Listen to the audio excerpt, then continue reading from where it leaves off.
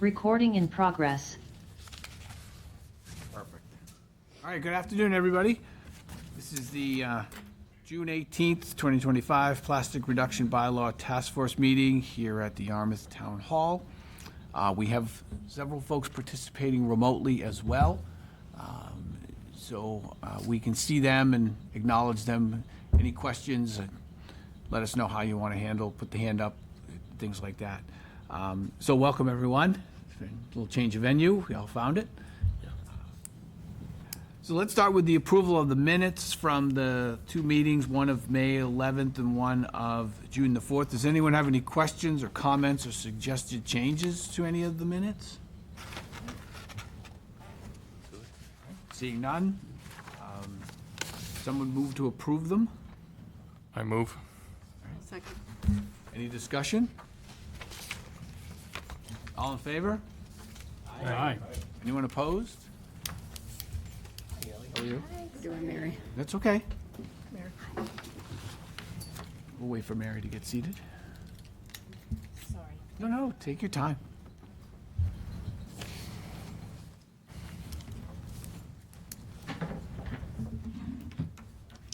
So I had Mike motioned and Jill seconded, Yes. so that's where we are. Okay. All right, next we have the recap of the discussion, the definition of plastics 1 through 7. And again, I just want to thank the folks from Stop and Shop Do for, you want to have a formal vote on the minutes, please? we did, all in favor? Okay, I didn't hear that. Yeah, it went unanimously. Thank you. You're welcome. I have one comment that I'd like to make. Let's revisit that then. I would just like to suggest that in the minutes, we list the handouts that were given during that meeting. That's all I had. Sounds good. All right, so as you know, the last meeting, and I wanted to thank the folks from Stop and Shop for bringing in those materials. It was helpful to get a visual of what is a 1 through 7 plastic. I found it helpful. As I said, the meeting prior to that, we're dealing with the concept of addressing plastics, and I think it's a good idea to get a sense of what are we talking about. One of the things that we did ask about for this meeting was to see if anyone in the particular business that they work in or operate in had some examples that they could bring in to show what they're currently using, if there's any potential alternative that's there. So again, for visualization and our educational purposes and for those who are following along to the meeting. So Aidan, do you have some things? I have All some items here. right.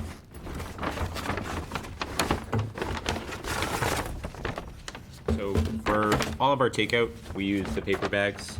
I don't know exactly when, but I think Yarmouth banned plastic bags a little while back.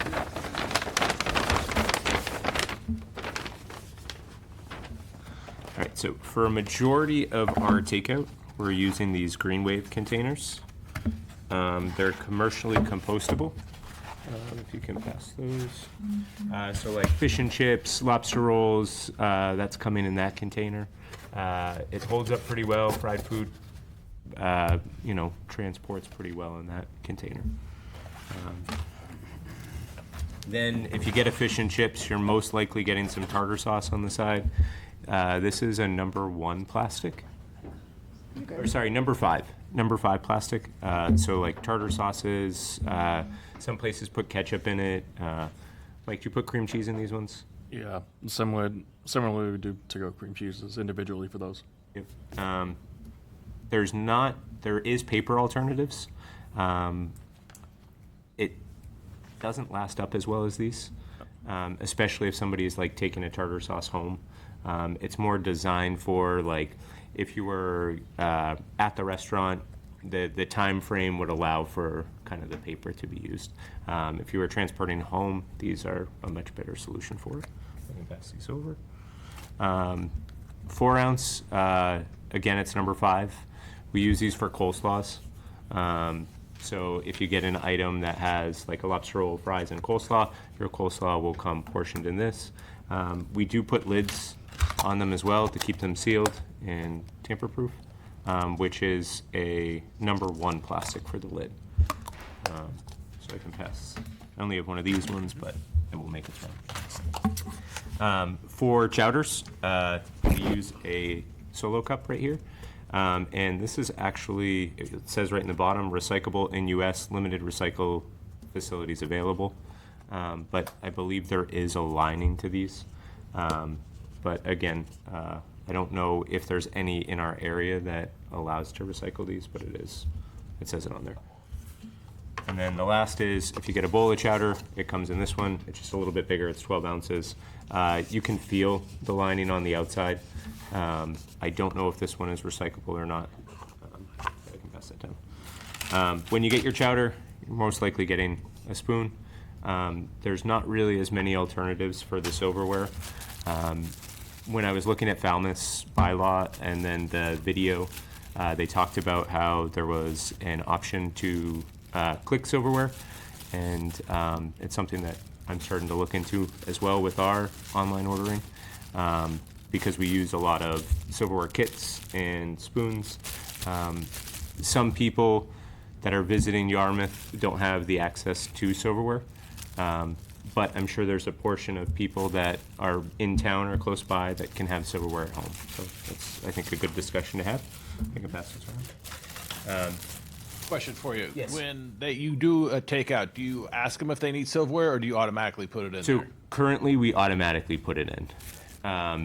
It's something that since actually becoming a part of this committee, we've actually started having discussions about talking with our online ordering platform to put an option to either not need silverware or check in for silverware based upon the verbiage of it.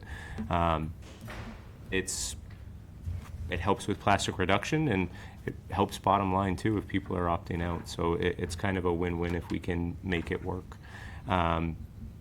Yes. Did you say you were giving out the spoons separately, or do they all come in a wrapped kit? So the spoon, you can get kits that come with fork, knife, and spoon.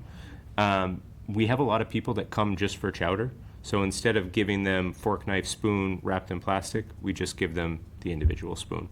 It comes in a little carrier, which I don't have with me, but it's cardboard. So if somebody comes in and they get a quart of chowder, which is our larger one, similar to the 12-ounce cup there, it will come in a little holder that's cardboard based. We'll put a spoon, a napkin, and then crackers, which are the Westminster that you see everywhere. Continuing on, the Falmouth bylaw has an option where you can petition the Board of Health based upon if there's no alternatives or kind of, unique things. In terms of us, if we were to adopt something like that, this might be one of those items. It's a lobster fork, which is really unique to a seafood restaurant. So if somebody orders a lobster to go, we give them the option of purchasing a lobster cracker, which is metal.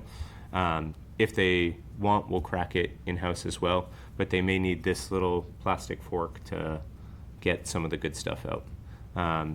That could be something that we would say, hey, we need to petition, there's no alternative for something like this. I can pass that around. The last one, I know we talk a lot about the black plastic. This is a reusable, it's dishwasher safe plastic to-go container that's also microwave safe. We use these for if somebody were to get like a swordfish steak or like seared scallops that has a sauce. It travels very safely. I hope people reuse them. I'm not 100% sure if they do, but again, it is reusable, dishwasher safe and microwave safe.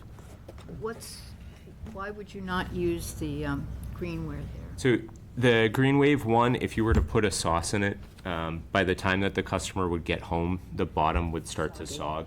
And then you worry about, I've actually seen where if you put like pasta and marinara in there, the bottom could break if it was too hot. That will stay intact. So anything that's really high in hot temperature, you could have the bottom fall out on the Green Wave.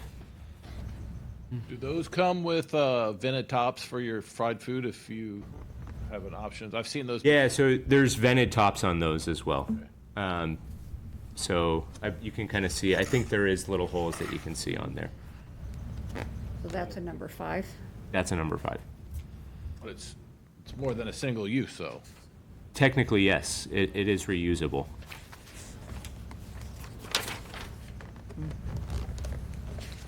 So, just to kind of bolster what Aiden was talking about, we were tasked with kind of doing an audit of our own stores of what we use and what we don't use as far as plastics. In preparing for this change that was supposed to happen in January of this year, we did start phasing out a majority of the stuff that we could have at this point, without too much of a hindrance with regards to either availability of product or cost. So the ramekins are definitely one of those things that, as Aiden said, it's intended in store for use, like a single serving of ketchup or things like that. You can use those, like, I believe the Knack in Barnstable is a good example because they use paper ramekins like that for ketchup and stuff like that. But again, beyond like an hour or two of usage, if you're trying to store that overnight, a day or two later, it really does start to break down potentially. And then all of our to-go products, we've been able to switch over. Luckily, we don't have a lot of sauce issue with bagels, and probably the closest thing we have is eggs, being either eggs entirely or just over easies and things like that. But we don't really have that issue. So we've switched over to similar to Green Wave, other branded stuff like that that's commercially compostable, that's available for us. And then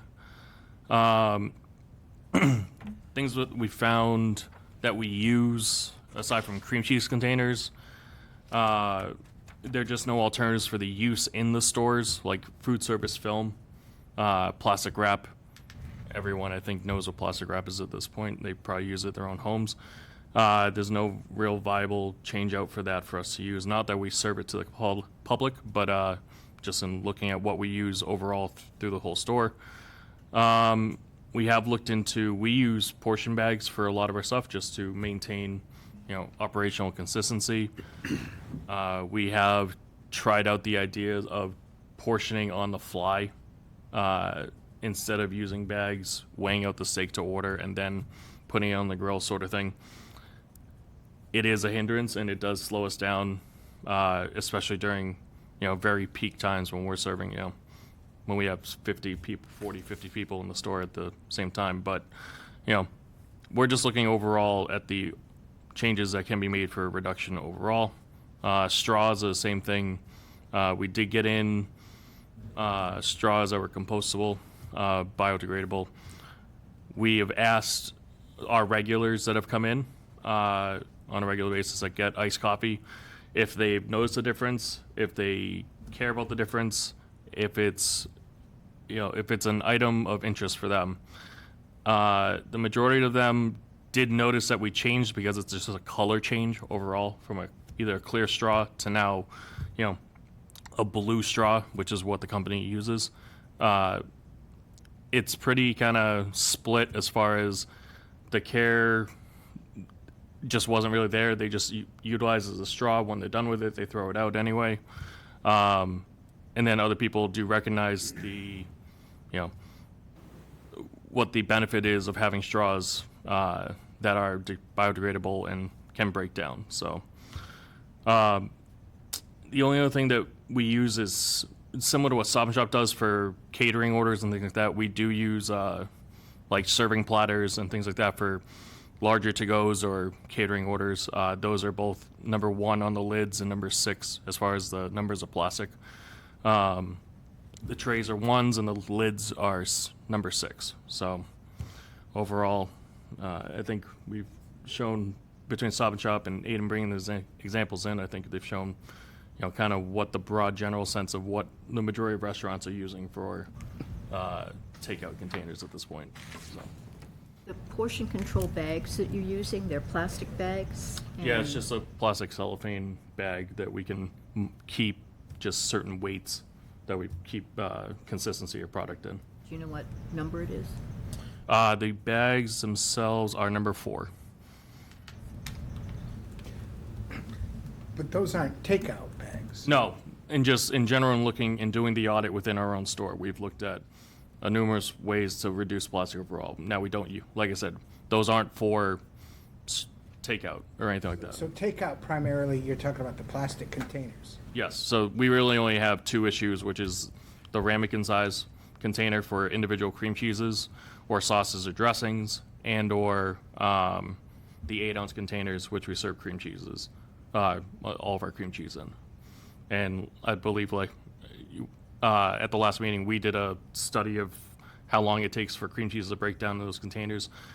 If you take it home, it's about 3 to 4 days in your refrigerator. You'll start, if you're scraping the cream cheese along the edge, you'll start peeling back the paper into the cream cheese. So, Well, I'll give you a secret, the jalapeno cream cheese yes, breaks it down a lot faster. yes, absolutely. Stomach You know, Just kidding. How about utensils? Do you give out knives or something for spreading? we've always just left silverware sitting out for people to grab at their leisure as they needed. And then as far as our to-go platforms, most of them have already built in. It's just a function you have to like click into. I know our Uber Eats and our DoorDash functions allow us to have the option of do you need utensils or do you not need utensils? And most of the people that we actually don't automatically give silverware. Most of our stuff comes already pretty much ready to eat anyway. Only if people really note that to us, because I would say probably out of 100 orders, maybe 3 people will actually say whether or not they need utensils or do not need utensils, and then we'll give them what they need at that point. But a lot of people just memo in, can you please give a knife with my stuff? But for the most part, from the feedback that we have, and we have, thousands of reviews at this point, we've never had someone call the store and be like, how come you didn't give me a knife with my cream cheese? So, especially if it's going to someplace, so. I think the only other avenue that hasn't been addressed that's kind of probably integral to our town is ice cream. Yes. So I know I don't know what people use for containers for ice creams across the ice cream shops. What do you use? So I should have brought it in. I don't know why I didn't think of it until now. But we use a couple of different size cups, and then we have like a banana boat for like a banana. Plastic. Yeah, it's a plastic banana boat. And then the same spoon that we use for the chowder, we also use for ice cream as well. You should talk to Alan. Yeah. Alan Delane, Out from the Alan creamery. Davis, yeah. Yeah, I know for the creamery, they use a logoed creamery cup that is similar to the Solo cup, I want to say. That one, yes. I think it's similar to that, and it may have their logo on it. But I don't know across the whole Yarmouth spectrum of what they're using for to-go ice cream. We have like 6 or 8, so we could reach out to them individually and ask them. Because that's a big single-use to-go avenue in our town. Yeah, definitely. Point. So when you say cup, you mean something like the cups there that you... So we sometimes use those, and then we have like a clear plastic one. It kind of makes the sundaes look a little bit prettier, and you can see what you're getting, right? So you have the hot fudge and whipped cream. Ice cream doesn't have to look pretty. The smells alone, we do waffle cones. Those smells are nice. So what number is that plastic? I would have to double check. It's probably a 1 or a 5. Thank you. Anybody have any other thoughts or comments or questions? Liz, do you have anything? I had a question. I brought in an example of a clamshell container, and it's a 5. But my question is, we talked about black plastic being totally unacceptable, and so I wanted to understand is that what this is? Yes. Okay, thank you. And I guess so. The container that says that it can be reused, I guess, again, we're talking about black plastic on the bottom, at least.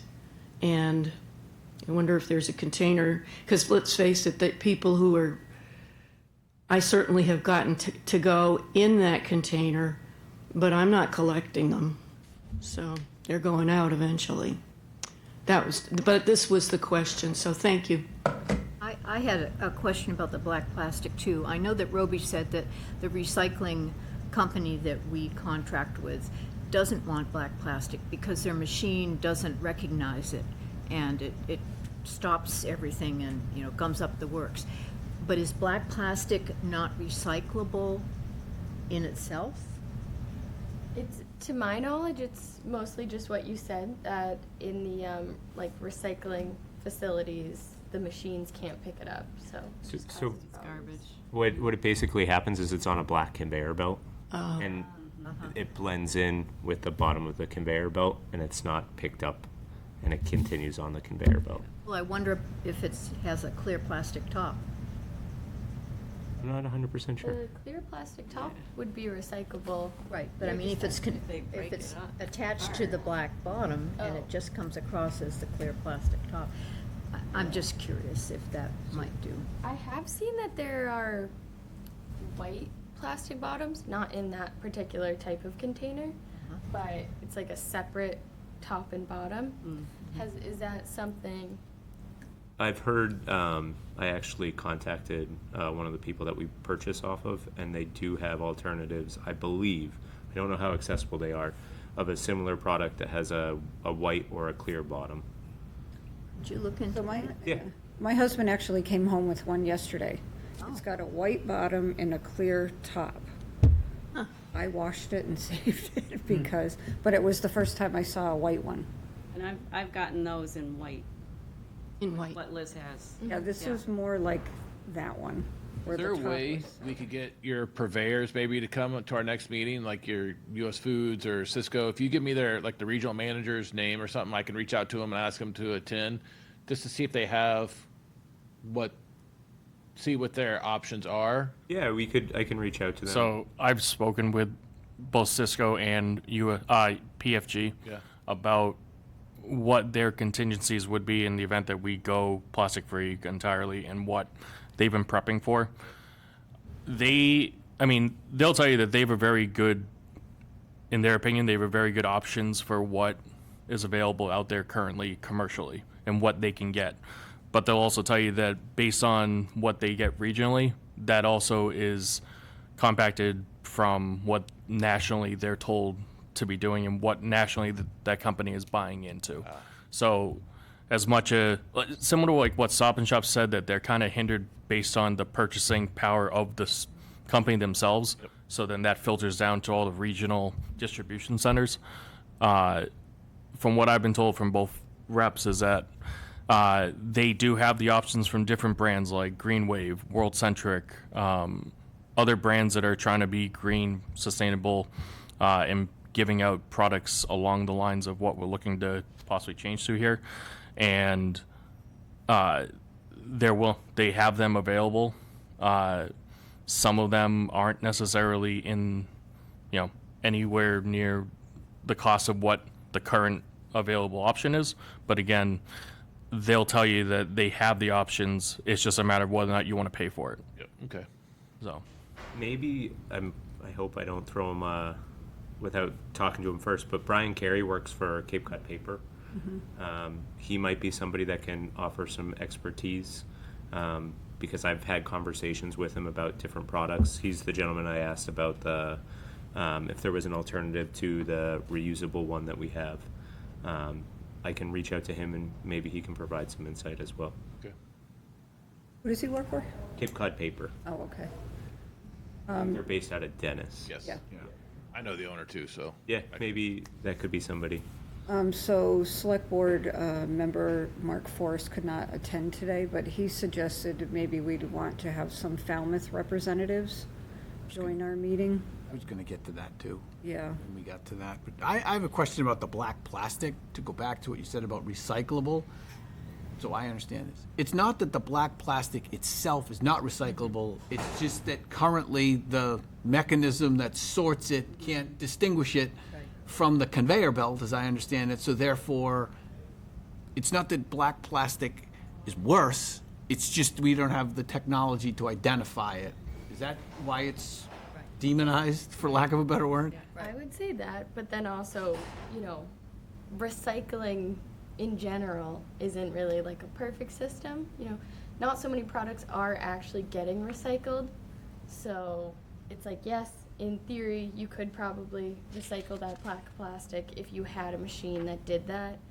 None of the MRFs in Massachusetts can recycle black plastic. And then also it's like, you know, sometimes regular clear plastics aren't even getting recycled. So in theory, probably, but. I'm gonna get ahead of ourselves here, all right. I also have a question for Aiden. Are there any plastic products that you guys use for like sit-down dining? So the 2 ounce, like we'll use for tartar sauce, the 2 ounce souffle cups. So like the amount of, you know, tartar that we go through, I'd have to get a count, but I believe it's a number 1, maybe? Is that what it says on the bottom, or number 5? 5. I think, well, I'm not sure what you use. I can't have answer. both different Can you types of say number? ramekins because we would It's a million gallons. source one way or the other. So you can just, it depends on what, like polypropylene or polyethylene, depending on what type of ramekin you're getting. But it's either 1 or 5. Have you guys ever used like reusable sauce ramekins for tartar? So we have, we've used metal ones. Unfortunately, what ends up happening is they get, some people take them, yes, because they like them for home, but sometimes they get thrown out right in the trash. You know, just human error of kind of going through them. So it adds significantly to the cost because you're constantly buying them, and then they're becoming single use, which can be really tough. Hey, probably in the long run, just washing them and paying someone to man the dishwasher, you're probably using more water, Yep. which is counterproductive to, I mean, so. But they're probably so small, you can fit a bunch in the dishwasher. So I don't know if the water output would be equal. Is that the only item that you use for indoor, like Yeah, sit-down just the dining? cups. Just the cups? The Okay. 2 and the 4 ounce cups. All right. And the straws, what type of straws do you guys use? We use plastic straws, Okay, so straws too. but I don't think that was part of the bylaw. No, but I'm just like something we could consider is also straws because there are so many different alternatives available for straws out there. That's all. Amy, I have one more question. The commercial recycling of the, what was it called, Green Wave? We don't have the processing plants for recycling that anywhere close, correct? We don't have industrial composting there's- facilities. Right, Yeah. okay. And we don't know where one is. There is one off Cape. Black Earth Compost has a facility, but you have to pay for that service. It's not really economically feasible for a lot of restaurants or homeowners. I believe Black Earth is out of Billerica. I believe they're north of Boston. I've seen them at different trade shows, but yeah, again, it's you'd have to have a specific thing from them. You're paying significantly more for the. You would have to then separate out each thing for them.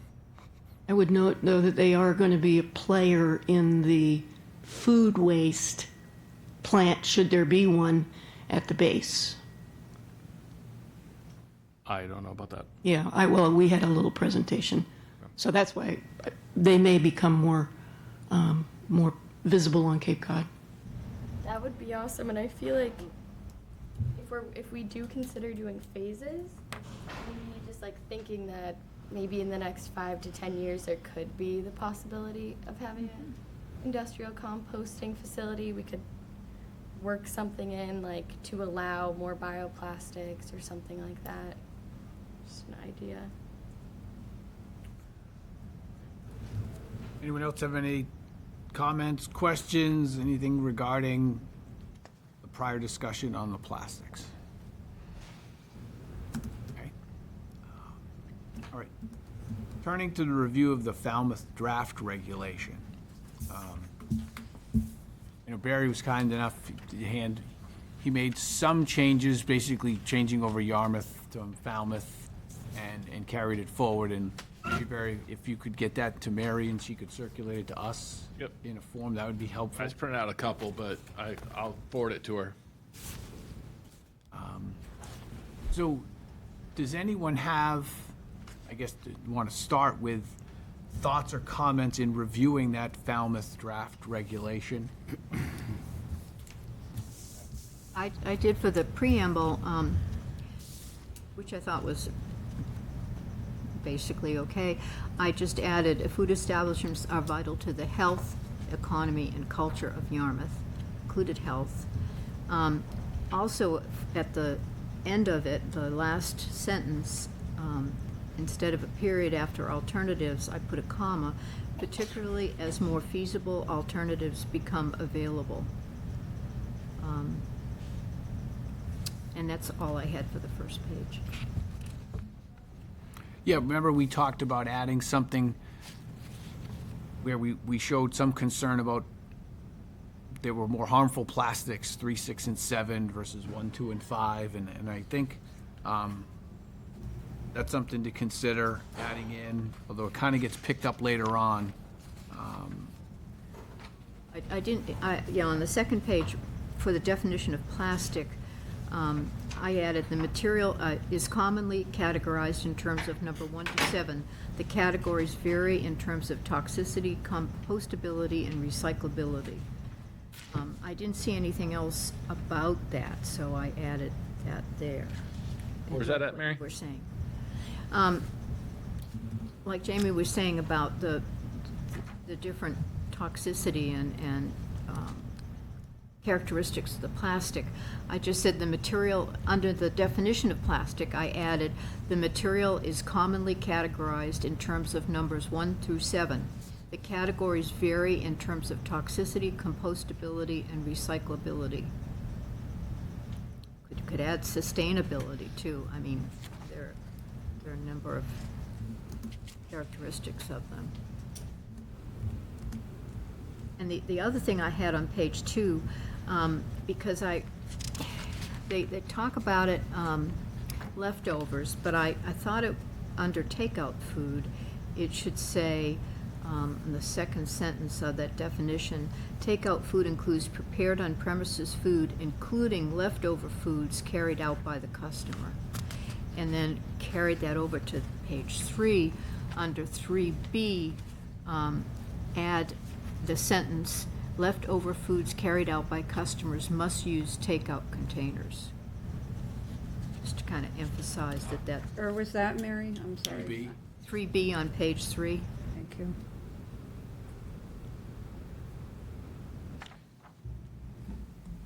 Those are helpful, very helpful. We can get those comments. We can Sure. Maybe take, Barry, what you've sent, we'll work off of, and maybe the idea is to take that template and then start working a little bit of a combination to work off of that, and circulate it around so we can incorporate people's comments on it. I couldn't use the edit. Yeah, I was using my phone, so maybe that's why. Oh, okay. Yeah. But if you have a hard copy, Yes, that would be I do. great, Mary. Thank you. I have one other area that on page 4, under variances. Before you move on, can I just ask you a question about the take? You said must use takeout container? Yes. What do you mean by that? In other words, we're regulating takeout containers. And I mean, does that mean I can't bring in my own for my leftovers? No, you could. you could, yeah, because your takeout container is not More than a single use. not provided by the restaurant or the retail I just establishment. wanted to make sure that that didn't say you couldn't bring, because I bring my own all the time. That's nice, yeah. I think this is directed at the food establishment Right, and what Okay. it has to What supply. they provide, yep. Got it. Thank That's you. like, if you wanted to bring your own bag to the grocery store, Right. Okay. Thank you don't have to pay a dime Right. because you brought your own bag, kind of thing. So I think that wouldn't be prohibited to bring your own. Thank you. Number 5 under variances, I just thought that there will likely be many variance requests. And if, say, the Board of Health were to be involved with this, which is likely, there's going to be an awful lot of hearings. I mean, it seems like there might be a Might more, limit it to- logistically, a better way to handle this, just like we do for septics. You know, there are certain ones that you can just okay, and then the more complicated issues come to the board. Some in-house, some in front of the board. Yeah. I'd be willing That's to do just that. a suggestion, because I think initially, anyway, when we first get started, it would be a lot of, for people to go through, us and the establishments too. I don't know if this is just an idea, but there could be, so for serving alcohol, we have to go to Yarmouth Police, I think once a year. You need one manager to go, I think maybe two, and they have to do it each year, right? So I don't know if it could make Barry's life easier if there was a seminar about what's allowed, what's not allowed, and at that point in time, if there's anybody that has variances, they can submit them then. Or shortly after, and that way it's like a yearly thing, because I'm sure that like there's a lot of commonality within restaurants. Like we're not the only seafood restaurant that uses a lobster fork, or you're not the only bagel shop in town, but there's a lot of commonalities that may make it a bit easier or streamline it. I know in the past Jay has talked about the educational component that's necessary here, and I think one of the things we should suggest, once we come up with something to present to the select board, that once it is implemented or passed, that there be some type of public forum, educational forum, to explain just what it all means for people to understand it, so that, and I'll touch on Mary's point again, you're not inundating the health board, so people understand what is and isn't allowed, what the process is, et cetera. But I think that's a after the fact, once it's adopted, so people can understand it and educate them. I might pop in and say I like Aiden's idea too, because we're hoping that we're going to have new products that will be improved, and that way, if it's an annual review, then you're integrating the new product. And this Falmouth does require an annual submission when they renew their license of the products that are not Bingo. in accordance to the regulation. I definitely would be more than happy to set up maybe 2 nights for restaurants to come. I would not do it during the season. I would do it either pre or post-season. That kind of nice guy like that for the restaurant, so. I appreciate it very. July 3rd will be the first one. Noon. So, maybe anyone else, because I got a few comments. Just one thing. I know we had discussed just after the meeting, Aiden, and we had talked about in furthering and continuing this, that there be some type of group or committee, or I hate using the term group and committee, but that annually meets to look at what's available of the products as they continually come out, whether that's biannual or annual. They assess what's available, what has made changes, what's more affordable, what's more sustainable for what we're trying to keep changing year over year. And then if we feel like that committee feels like, we can add this, take away this, add this to what is allowed, take away this and what's not allowed anymore, that's the time that we would make those changes. And then during those meetings, you're presenting to the entire, retail and restaurant, community at that point that, hey, in 2026, this is what we've deemed as no longer acceptable, And then I think there's also a way, I don't know, it would take a bit, but we could do it, is that there's only so many things that realistically are actually categorized in, are going to be used, whether, what Stop and Shop showed and stuff like that. There has to be a way to almost create a form that as you guys go in as the Board of Health, that Aiden's restaurant uses X, Y, Z, and as you're checking it off, okay, these are acceptable, these are what I'm looking for as non-acceptable things. What do you guys have for that? And that's where you can initially start the idea of understanding each restaurant's variances and what their gripes will be, and knowing, like, going into it, oh yeah, hey, by the way, like, we haven't found an alternative for this.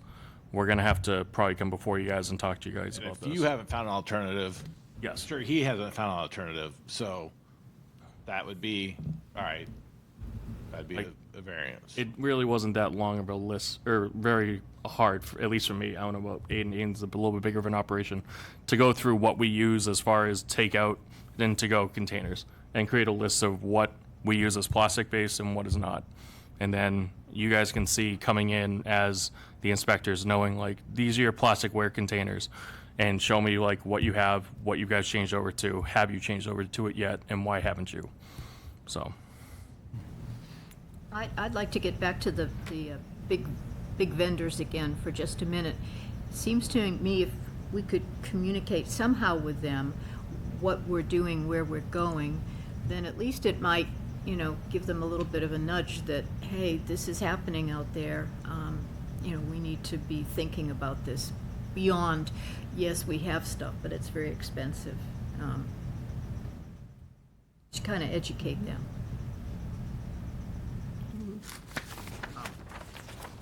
When I took a look at this, there were some parts of the preamble, and Mary, I think those were excellent comments to incorporate, and we talked about it before. Paragraph 1 talks about authority, and it's quite clear that this is designed as a health regulation. It's designed as something that's going to be utilized, and where I think that becomes important, is when we talk about waivers and variances, is to putting this in the health realm rather than a general bylaw.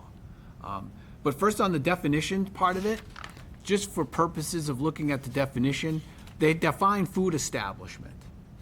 And food establishment, it says here, as defined by 105 CMR 590.00. That's a Massachusetts Code of Regulation definition that I printed out.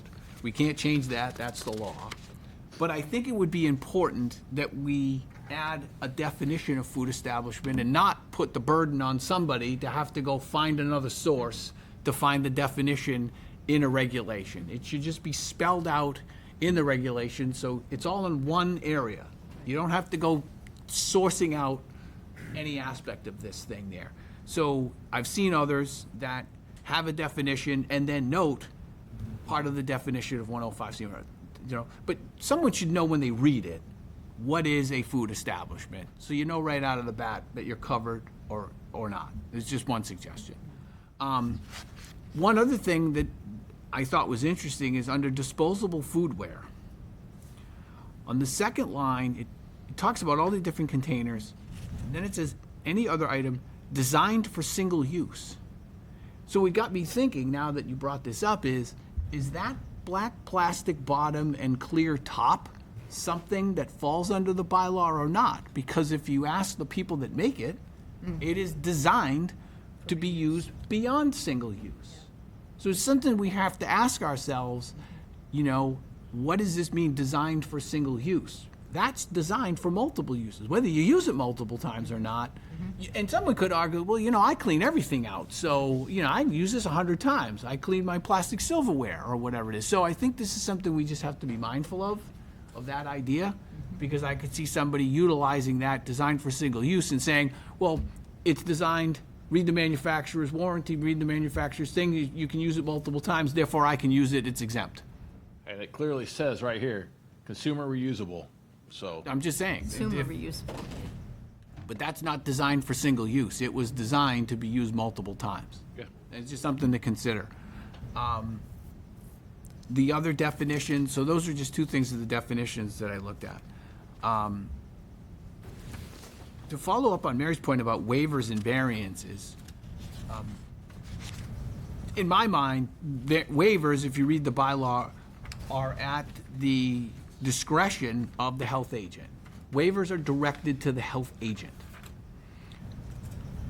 Variances are directed to the Board of Health. And maybe, as we phase this in, we want to, I would think, not to add to the health agent's thing, to put more things to the health agent initially so that restaurants and establishments don't have to go to a public hearing initially, except for what might be the highest level of things that we're trying to eliminate. So that if you look at waivers, 1, 2, and 5 are subject to a waiver, meaning you can have a 1, 2, and 5, which are the ones that aren't as bad, as I understand it, and you can go to the health agent on that, and so you don't have to go to a public meeting. It seems to be a more expeditious process, a little more discretionary, and it's not as costly or timely on a food establishment. They can just make an appointment and go see the health agent.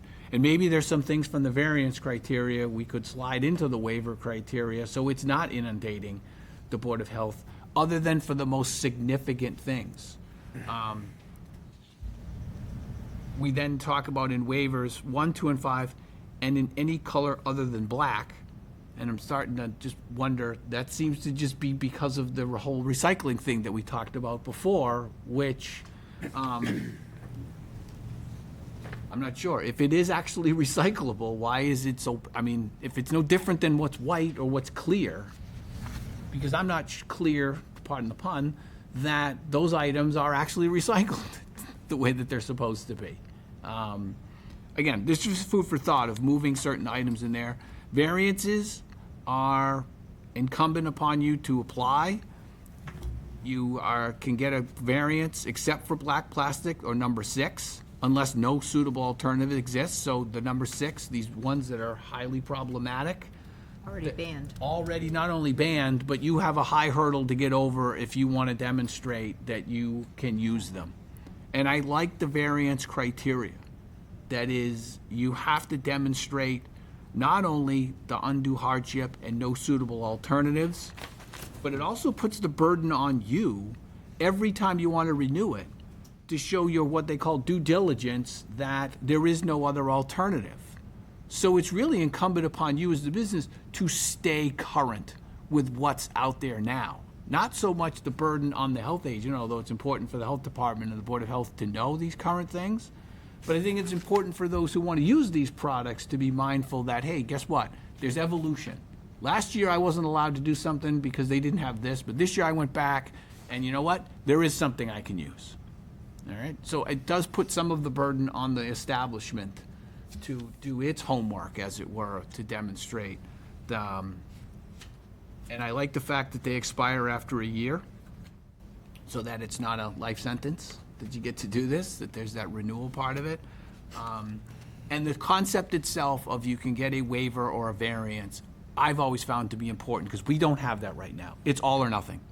And I think that this is an important component to help phase in, to help that balance that we're talking about here. But I would look to see how we can shift some more things over to the health agent.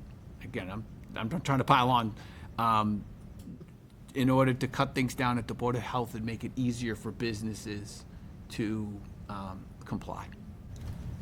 I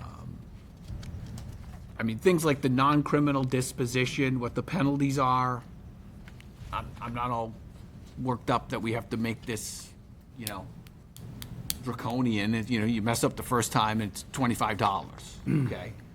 I'm not sure, and we can certainly talk about it, but I don't think this has to be so egregious in terms of a sanction. We're trying to get people to do this, and so that's where I'm coming from these. I like it, but you know what? To Mark's point, I wouldn't mind maybe having a representative from Falmouth come here and talk with us a little bit about the process, not only in terms of how they came about all this type of stuff, but what feedback they got in their community and what they see being impactful to their health agent and their Board of Health and everything else like that, as we decide how to implement this thing. Hearing from them, I think, would be very, very helpful, in my opinion, to hear from them, because I like this model personally. And again, we've talked about the interest of time. Instead of reinventing the wheel, why don't we just try to figure out how to take this template, add to it what works best for us, incorporating your comments and everyone else's comments, and use this as the basis of moving forward. Those are my thoughts right now.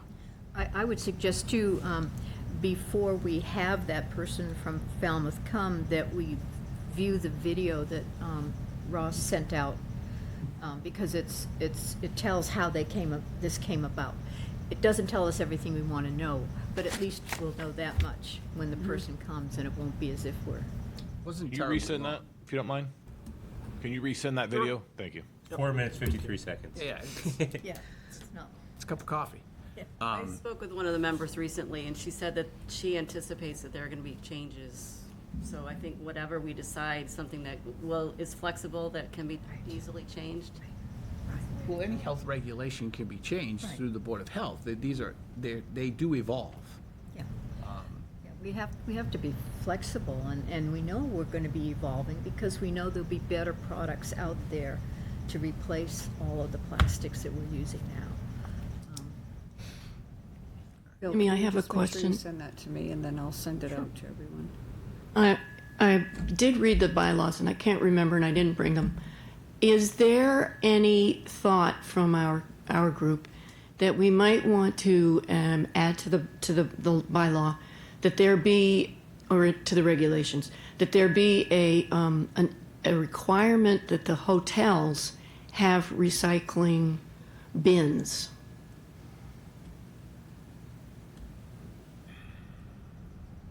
I don't know.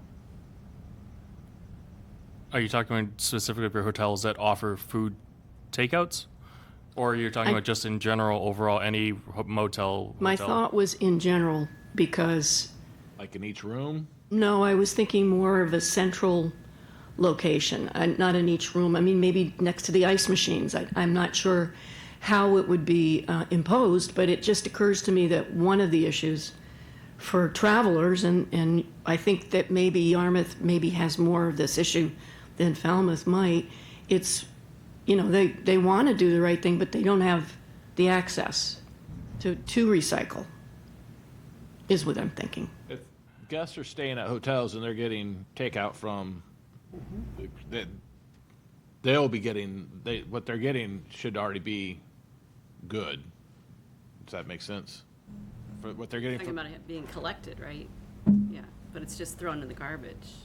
Well, but the problem is, even if they put them at the hotels, it's going to get contaminated, and it's so- You going to be don't a have loss. recycling most of the pickup. Right, that's the problem. I mean, you know that. I think that's for another bylaw. Yeah. So just to speak to that, Liz, inside our shop at Yarmouth, I have a recycling bin next to our trash bin, and it just becomes 2 trash bins. Yeah, indeed, And- understood. And to kind of, for us or my staff to pick through and separate out someone's iced coffee that they just drained into there versus it's not worth the time or the health problematics of it.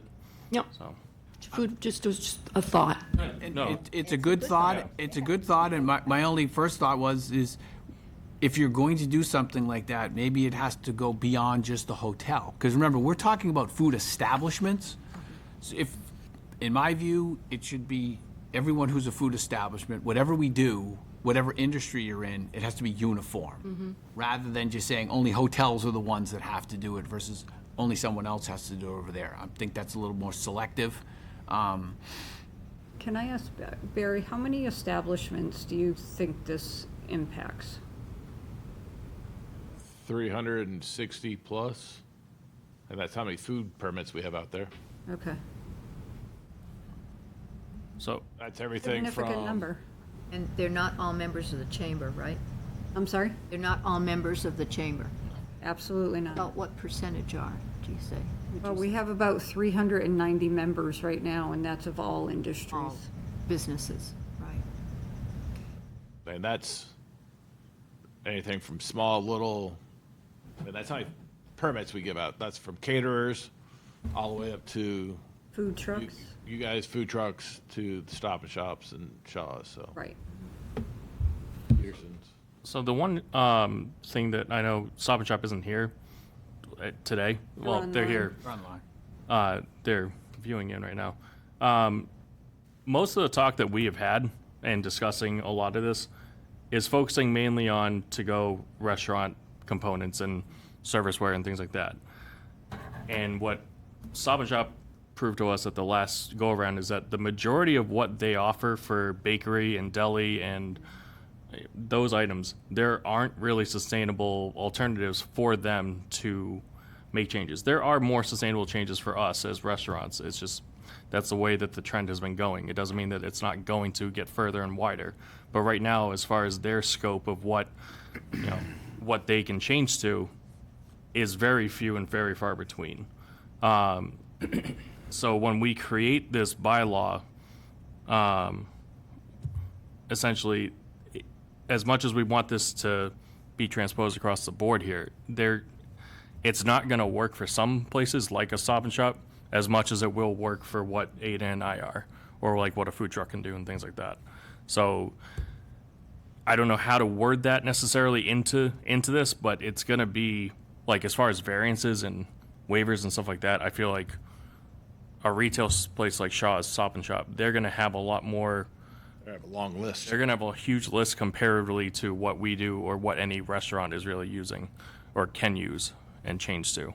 So, Mr. Chairman, it brings up kind of a point that I think Stop and Shop would like to speak. They do have their hand up. Okay? Christina does. Christina, I can see it now. Hi. Yep, hopefully you can see me now. Yeah, Christina Dwyer from Stop and Shop. I handle our food safety program. And when I started with the company, I did a lot of our recycling work as well. So I do have some background there. I do know when we were talking about, when the board committee was talking about recycling and the hotels, that was brought up. We do offer recycling containers for our customers. And obviously we do understand the concern with contaminants and all of that, because we work with that day in and day out with all 364 of our locations. But I hate to say let's not do it, right? Because we have to continue to progress and move towards offering and making sure that we're doing everything we can to capture what we can. And I think that ties in closely to something that was brought up at the last meeting, which unfortunately I was not able to attend, is education, right? Things are recyclable, and often they don't get recycled because people either aren't educated or, I hate to say it, just don't care. So I think the education piece is really important, especially with children. A lot of these things get bypassed now. We don't teach our kids a lot about these things. Or in some instances, maybe they know even more about it. But I think the education piece is really, really important across the board, no matter, who you are, what kind of service you provide. But I do agree also with what was already said that, there are less alternatives for us, even though we have a sustainability group that looks into these things constantly. And, we're constantly looking for those alternatives, right, to do the right thing. And as soon as we find them, we work to try to get there. But it's been very difficult, even with the large suppliers that we work with. So that was it. Thank you. I think to Mike's point,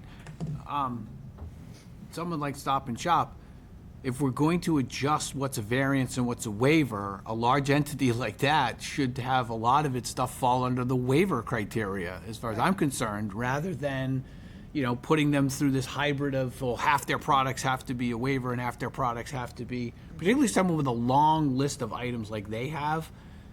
That's, I think, incumbent for us to make sure that that's a seamless, easier process. Easier, I say, in terms of making the standard and how they go about doing it. So,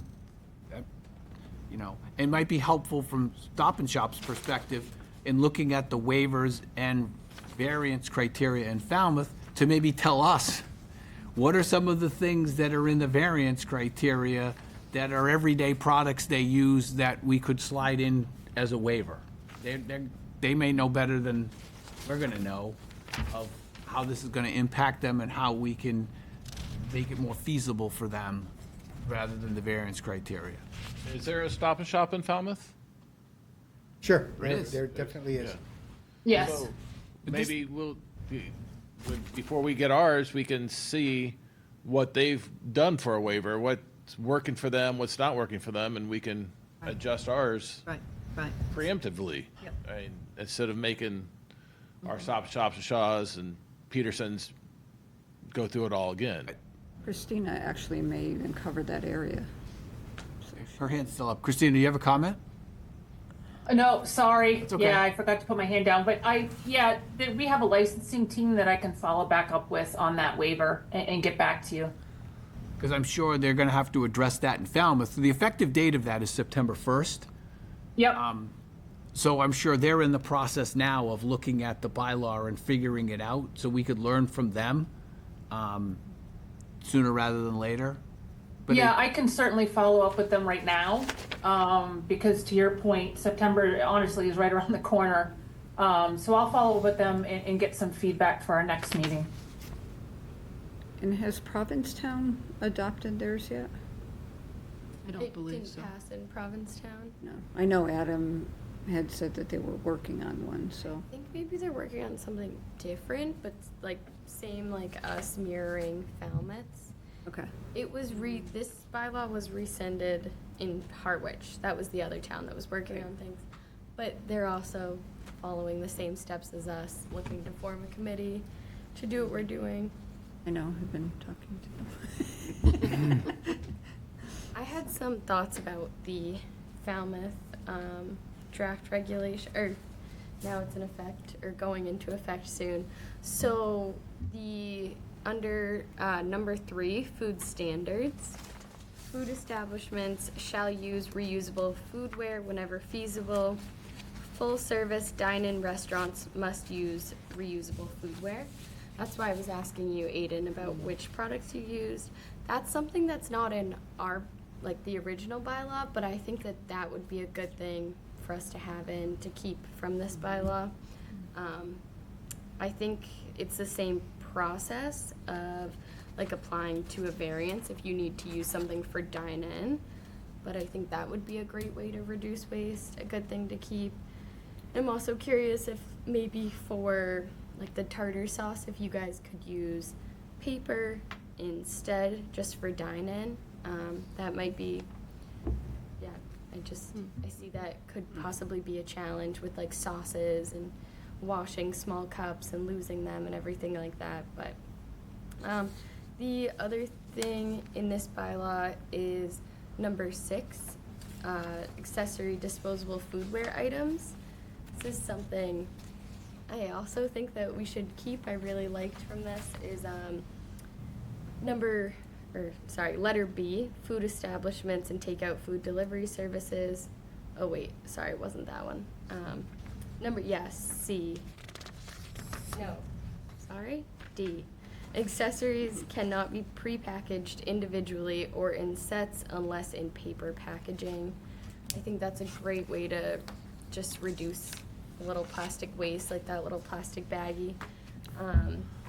And they do sell some in paper. Obviously, we would need to look more into how available those are, but I just thought that was it's like nice little add-in that they did there. Yeah, those were really my 2 from this bylaw. I really like how it's set up, but if we are changing it, I think there's certain things that we should try to keep.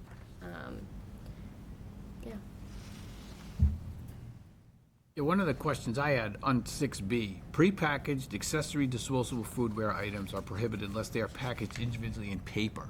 So Aiden, you showed us that package of plastic knife food, sport, okay? You saw that. Can you get that in paper? I haven't seen it. I mean, that's just something that they've seemed to have set up a standard, like, how do you comply with that? Did they even make it? Well, I've seen them in paper before. I know the company Hate Straws has them, but I can look into that and see. That's a if there's company, any- Hate Straws? Hey. Oh, hey, I thought you said hate. Check out who makes chopsticks, because they always come in paper. Yeah. Oh, yeah. Maybe the chopstick supplier would have plasticware, number 1, number 5 plasticware. Sorry. The thing I don't like about those packages is that typically I don't want all 3. I might just want a spoon, I might just want a knife or a fork. And to me, it's just so wasteful, because I'm guessing that many other people don't need or want all 3 that they're getting either. But also from a sanitary point of view, I mean, you get that person packaging your to-go food, it's a lot more sanitary to grab that. I mean, in theory, they're supposed to have if it's a RTA ready-to-eat product, they're supposed to have gloves on. Do I guarantee they're Well, putting individual and if they don't spoons wash in? their hands or change their gloves. Yeah, then you have a, Right. But you said your spoons come in a cardboard package. No, the container for the like cup is cardboard. Oh, okay. Yeah, just, some of them, like that one, I looked at it, it said packaged individually in paper. Because you gotta balance, Barry's point, the health aspect of this. Somebody just gonna have a real problem with a staff person touching their silverware. Just saying, okay? So this is something we should look into as well. How about at a restaurant, when they set the table? Yeah, I know, they touch your stuff. Right. I know. Touch your stuff. No, but you don't see it, okay? How much we can do. Some, I know that some companies use organizations like Capabilities of what in the kind of workshops where people can go who have some limited skills, and they use them to wrap the utensils. I mean, I've seen that done, not here, but in a previous life. But I have seen also some places here that have it, wrapped up in a napkin. So somebody's doing something about trying to, wrap it and have it individual. So we have that. We have some of the students from the Riverview School Okay. as summer programs are helping, and one of the tasks is doing that. Oh. But we have sanitary requirements, and it's all for in-premises dining. Okay. None of it's Not for for takeout. takeout. Oh, So, okay. and that goes back to, we're not giving you metals Right. utensils, it's just wrapping for a place setting. This is really for the takeout stuff, because you're not gonna give them silverware for takeout. It goes back to Aiden's point of, that's a cost. Even the compostable ones that they're showing us is wrapped in a form of plastic. Really? Yeah, and that's not even, it's not even accessible yet. They're still, when I was talking to Performance Food, it's still something they're trying to roll out. It's from a similar company that does the straws, but it's wrapped in like a plastic. Yeah. And I think it's for sanitary purposes, that, it's kind of concealed. I know Whole Foods, and when you get to go food, you get your own silverware through the machine. Right, yeah. You pop it in. Do that in hospitals too. Yeah. They have the dispensers in the cafeterias. You Yeah. just click and you get whichever one you want. You have Oh, two yeah. choices. You're not taking a group. Okay. Looking ahead a little bit, is there a way, so Barry, you put this together. Is there a way that we could get Barry's comments incorporated into what Barry had put together, and then we could I'll start send out what you did? what I did to everybody, and they can No. edit it in a Word version. They'll be able to edit it and send it back. No, I think if you send it to me, Barry, then I can incorporate both of the comments in, if And that's all kind of right. take that working template between that And Mary's today. comments. Yeah, so what Mary's done, with what Barry's done, combine those, And then I'll send it circulate out to the it, group. and now we all have that template to work off of going forward. Does that work for everybody? I'll send that out along with the video that Bill's gonna send me. So everybody will get one email with that. I have one small comment on the draft, not the content as much as, when I was reading it, one of the first things I noticed is that sections 5 and 6 are organized into, subsections that have little identifiers like, big A, small a, and it was a lot easier to read. And most of the other sections just have paragraphs and little roundy bullets, and it just makes it harder to work with and follow, so. Reformat it, yeah. Yeah, so you could say, well, section 5C, A, or, yeah, and people know what you're talking about. Us bureaucrats love that stuff. It's always great to reference paragraph 3C, third dot down, right? That's crystal clear. Okay. Jamie, I just wanted to offer some clarification on this black plastic issue, if I might, for 1 second. This is from the Recycle Mass website. The question was, why are lids okay but not the black plastic? The reason we say no to black plastic is because recycling facilities sort plastics by bouncing a beam of light off them. Since black plastic absorbs the light, it cannot be sorted and goes straight through the system and off to a landfill or incineration. Most current and past black plastic use carbon to make the black, which absorbs the beam so the reader cannot identify the resin. The same is true for really dark colors in general, such as dark grays and sometimes navy and dark blue. And brown, maybe? Possibly, yeah. But they still make them. They still make them. I think I'd really like to see that clear plastic dome and the white underneath, know I'll more bring about one that. in. You know, how much it costs and where you get it. Would foil, like aluminum foil containers, I think that that should be able to work the same as that black plastic container. You know, like they're waterproof. I think that could be a good alternative. I mean, yeah, but I think it's sturdier than the paper. I know, what's it called, Keshar. They use those, the Indian restaurant in the Aiden Hotel. They use the aluminum containers for their curries. They work really well. I don't know if they're still using them. It's been a while. But I think that that's a good alternative. I'm not sure what the price difference would be between the black plastics and the aluminum foil, but like that is an option, that is an alternative. We are trying to reduce plastic. And, you know, going from black to white, it's still plastic. So just want to keep that in mind. Haley, are you talking about the aluminum Right. biplate, kind of? Yeah. And then a paper Similar to that. Yeah, that they you have can like a then cardboard fold the lid. edges down on. That's the type that I'm talking about. Yeah. They make those in rectangle shapes as well as circular. Do you want to talk to them? I can talk to the restaurant.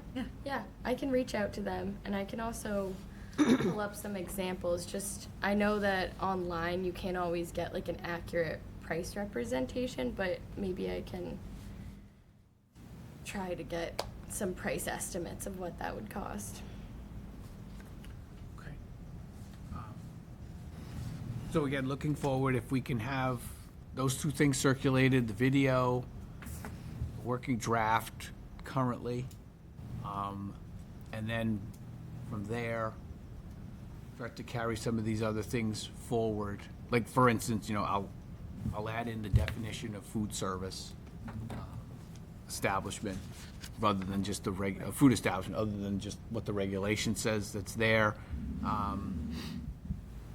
And then do we want to work on that? Do we want to have anybody come in either from Cape Cod Paper or from any of these other entities to talk about? I'll reach out to Eric Bolin.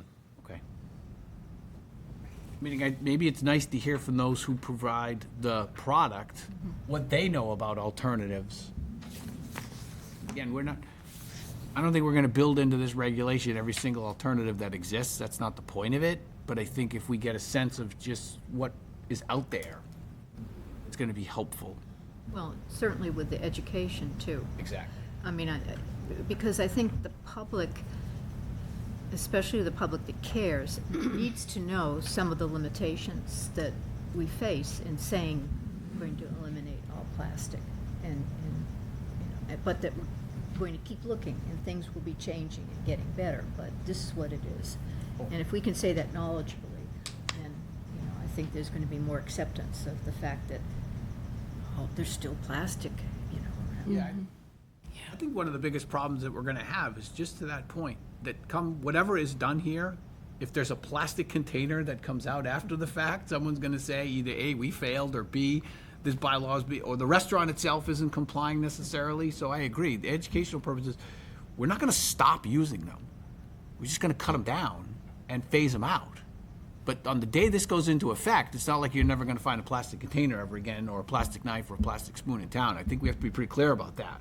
I mean, I'll be the one that says it. It's not gonna end 1/1 or 1/2/26.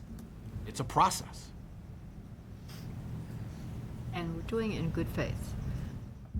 We all Just- agree that it needs to happen. And we're gonna make it happen. I wonder if another invitation might go out to Whole Foods. Do they have I think they have a pretty robust and thoughtful packaging for their takeout. I'd be happy to Sure. check that The out. more information, I'm not adverse to it. Yeah. But I'd like to, again, if nobody minds, dedicate the fair amount of time to working on the language of the bylaw so that we get something pulled together. Yes. I mean, as we can work on dual tracks of education, but we have to produce a product at the end of the day. That way we know what we're educating them on, right? First ourselves and Yeah, then everybody yeah. else, right.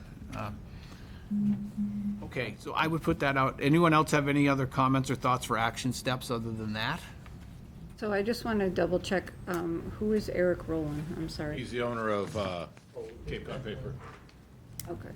So are we not setting up anything with Falmouth yet, or just?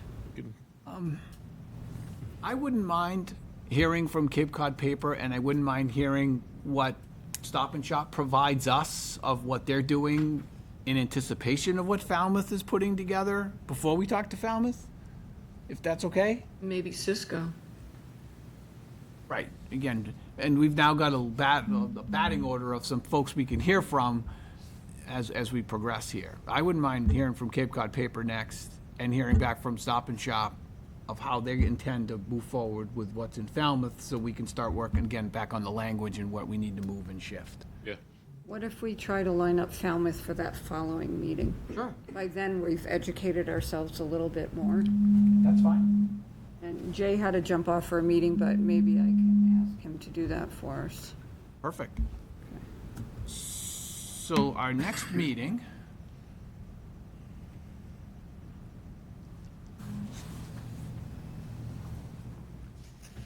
July 2nd, 2:30, once again here. Is that good?